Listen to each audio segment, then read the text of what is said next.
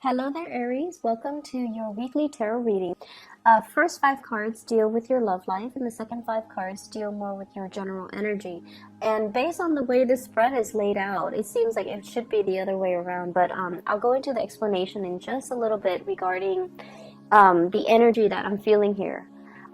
First of all, let's talk about your love life here. We have the Seven of Cups, and the Seven of Cups is usually internet-based types of dating, the fantasy, wondering what could be, and kind of imagining and fantasizing about what it would feel like to date a specific person, okay? And so the Seven of Cups energy, it's very romantic, it's very ethereal, it's very like contemplative, and it's very speculative. So I feel like many of you are at a point where you're either on social media, on dating websites, on Instagram, looking at pictures, looking at people that you find to be very attractive and wondering about, connections and trying to make connections and trying to reach out to them. We have as well the Death card, and the Death card is a card about growing up. It's about kind of like a maturation or a change in your energetic vibration. So you're no longer at a point where you're fantasizing. I feel like you're reaching out, you're trying to make things a reality, and there is heavy communication between you and another person.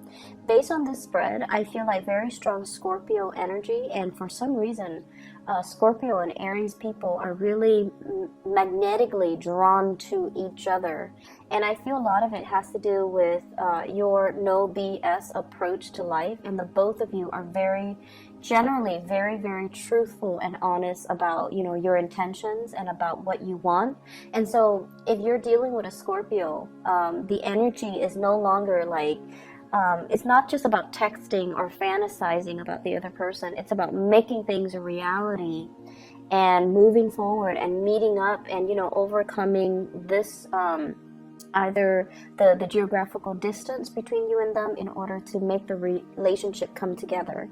For others of you, there might be communication as well from a Libra. So I have here the Justice card, which is indicative of the Libra energy.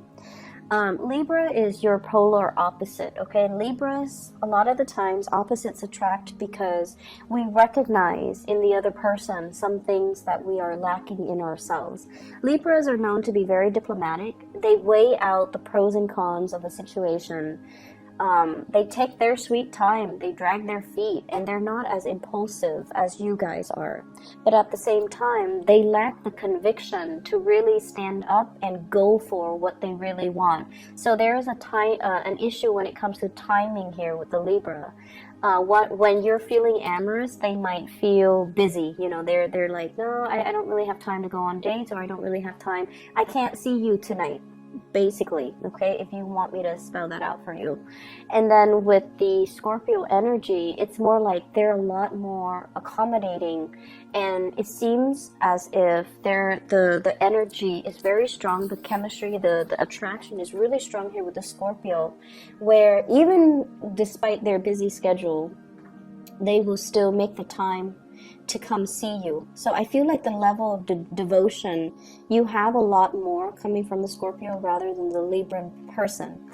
The Libra person might also have other options that they're looking at. So this is a card here about,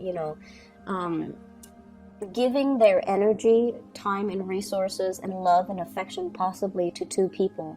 You could be the one doing this, choosing between the Scorpio and the Libra, or the Libran person can be the one doing this, where they are devoting their time between you and another person. This is a card about child support and alimony as well. So I feel as if some of you might be in a situation where you're dealing with somebody who has another family. They still have responsibilities as a parent, and they might not have the time for you. So like on the weekend, they might be with their kids, and you're calling them to go out, and they're telling you, I have the kids. That might put a little bit of a damper on your relationship. But I feel like, they're truthful about that. And then for others, I also feel like getting out of a relationship and still having like lingering attachments. So you might be separated and you're trying to date, and that's always, transitions are usually a little bit awkward, but you're you're gonna have to be very truthful and honest, and I feel like the person will get it, okay? And especially if you're dealing with Scorpio energy, they will get it. They understand that, you know, things happen, and they also understand as well that you might be handling things and you might be taking care of things and you might not be ready just yet for that commitment, or you are ready for the commitment, but they feel like you need to take care of these things first because these things are important. So they're looking at you as if, let's just, you know, date each other lightly and go from there. So I feel like many of you, lots of options, lots of dating, lots of communication, as well as multiple options that you're kind of choosing between. You have some really good options. The Six of Pentacles is usually a very good card. It means doing things the right way so that good karma comes back to you. So I feel like many of you are on the up and up. Many of you are open and honest with your relationship partners. So I don't see issues coming in here, okay? The second portion of your reading here, this deals heavily with other areas of your life, whatever is coming out, okay? So once again, the Lover's card and the Magician. This deals with trying to manifest the right people and the right things and the right jobs in your life. However, the energy is heavily laced with relationships as well. So I feel almost like the cards should have been switched, but what I do feel overall, and let me talk about your energy first, because then, you know, it'll be easier to explain.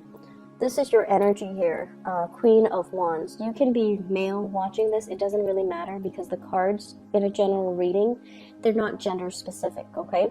So this is you having worked your way up, okay? So I feel like many of you have worked really hard. You're seen as somebody that is able to get things done. You're seen as somebody who is kind of like, who's a self-starter, who takes initiative, who gets work done, who other people can rely on. You also synthesize knowledge really well. So it's not just about doing what you're told, taking orders. You're able to show a lot of good leadership capabilities. You're very intelligent, and you're almost like, I'm seeing somebody that are some Aries people that are watching this that are really, really young, but that are very successful in their field. And a lot of it has to do with the fact that you take initiative, you put your name out there, you help other people around you. And so your supervisors, your manager, people in your work environment know that you're very capable and you don't shy away from hard work. You don't mind getting your hands dirty. You get things done and you can juggle multiple responsibilities without breaking a sweat. So I feel like many of you are very young, but incredibly successful in your field, okay? And I'm seeing here with the Magician, this is a big card about going to school, learning, getting the degrees, getting the diploma. And I would never dissuade somebody from going to school. I would never, you know, if anything, I feel like education is one of the best investments that you can do for yourself. So many of you are at a major crossroads right now in your career. If you want to advance in your career with the Lovers, this is like crossroads choices. I feel like for many of you, you've worked your way up, right? Without needing that diploma, without needing that career, and you've made it, and you're at a point where you're very happy. Financially, things are really good for you, and you're managing possibly other people. You're very solid where you are. But in order for you to advance, you might have to go back to school. You might have to get that diploma, you might have to get that certificate, whatever it is, because it gives you credibility. Not that you're not credible with your energy, but the way society is structured, you might need that diploma in order to gain visibility and credibility, in order to be seen as somebody that, you know, can be in charge. So I feel like the obstacle to you in a supervisory position or a managerial position or even a higher position might be the education that you have under your belt. So if that's something you're contemplating and you're looking at it, so I feel like you know, okay, you know this is something that you need to do. You've been dragging your feet, and you've been kind of impatient about it, but I feel like the time is now for you to really look at that and to give it, you know, give it like serious thought, because I feel like your career breakthrough is going to be tremendously high. I also see a situation where your education might even be subsidized. Because of where you work. They might give you tuition reimbursement. They might subsidize your education so that you don't need to pay an arm and a leg for tuition. So really talk to human resources. Look at into tuition reimbursement and see, because I feel like it's calling out to you. It's calling your name, or it's got your name on it. So if you go for it, you're going to receive financial assistance in the work environment, okay? So that's just something to think about. Likewise, the first two cards here, we have the Knight of Cups and the Seven of Swords with the Lovers. I feel like there's a sneaky behavior in your work environment. And there are people that, you know, they don't really deliver. They don't really work to their capacity. Calling out sick when they're hungover, for example. You know, it's a matter of personal responsibility, right? Like, you know, it's a Sunday night, you have work on Monday, so you probably shouldn't be out drinking. But I feel like there's somebody here in the environment where they're a little bit flaky, and they call in sick, and you as the supervisor or the person who's in charge of scheduling, you know that they're not technically sick. So do you give up this information to your supervisor, or do you just help them, like cover for them? You have a very strong sense of loyalties to friends as well.